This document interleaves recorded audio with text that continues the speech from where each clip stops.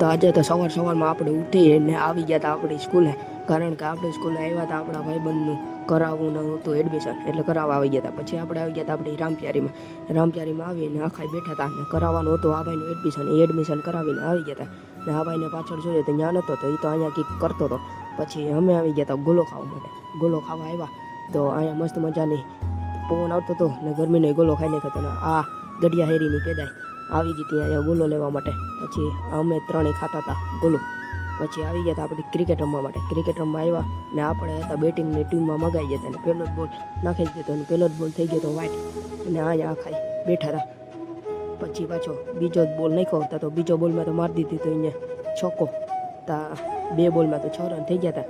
પછી એક ભાઈ આવ્યો ને વિકેટ એની તો વહી ગઈ હતી પરળ કરતી, દાંડીમાં ગરી ગયો તો દડો.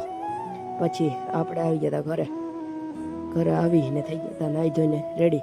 હવે આપણે આપણી બેઠક જવાનું હતું, આપણી બેઠક આપણે આવી ગયા હતા. પછી એનો બ્લોગ નહોતો લીધો.